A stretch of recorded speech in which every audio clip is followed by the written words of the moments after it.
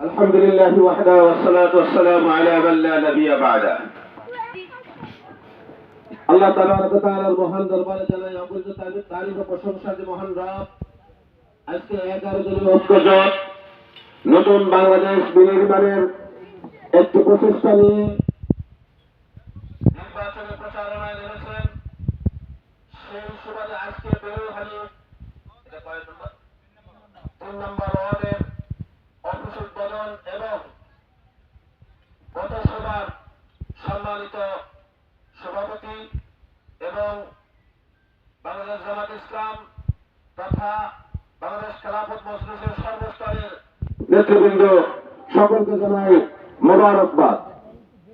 প্রিয় উপস্থিতি, কথা বেশি নয়, আমরা অনেক কিছু দেখেছি। আমরা এবার দেখতে চাই কোরআন। কথা বলেন ঠিক কিনা? আমরা অনেক প্রতিশ্রুতি শুনেছি, আমরা আর ভুয়া কোনো প্রতিশ্রুতি শুনতে চাই না। আমরা আর কোনো ধোঁকাবাজের ধোঁকায় পড়তে চাই না। আমরা আর কোনো ভুয়া কার্ড দেখতে চাই না। ওরা আমাদের দেখাইবে কার্ড, বিভিন্ন কার্ড, কৃষি কার্ড, অমুক কার্ড, তমুক কার্ড। জনগণ দেখাবে ওদেরকে লাল কার্ড। কথা বলেন ঠিক কিনা? জনগণ ওদেরকে লাল কার্ড দেখাবে। কারণ এদেশের মানুষ রক্ত দিয়ে, বারবার রক্ত দিয়ে দেশকে স্বাধীন করেছে। এই রক্ত দেওয়ার উদ্দেশ্য তারা শান্তিতে থাকবে, তারা আরামে থাকবে। কিন্তু এক শ্রেণীর সন্ত্রাসী, এক শ্রেণীর চাঁদাবাজ বারবার এদেশকে শোষণ করেছে, এদেশের মানুষকে শোষণ করেছে। কথা বলেন ঠিক কিনা? এই জনগণ আর কারোর শোষণে করতে চায় না, তারা মুক্তি চায়, তারা চায় স্বাধীনভাবে বাঁচতে। তাই আজ বাংলাদেশের মানুষ ঐক্যবদ্ধ হয়েছে, তারা স্বাধীনতা পাওয়ার জন্য এই আল্লাহর জমিনে আল্লাহর দ্বীন প্রতিষ্ঠা করার জন্য, কোরআনী সংবিধান চালু করার জন্য বাংলার আপামর জনতা যারা ভুলের পথে আছেন,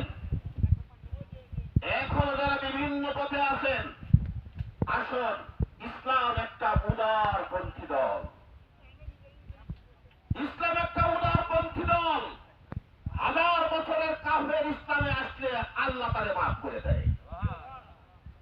তো আমাদের ভিতরে আসুন, শান্তি পাইতে চাইলে ইসলামে আসুন, অন্য কোথাও শান্তি মিলবে না। ওলামায়ে কেরাম যেদিকে আছে, তওহীদি জনতা যেদিকে আছে, বাংলার স্বাধীনতাকামী মানুষ যেদিকে আছে, আপনারা সেদিকে আসুন।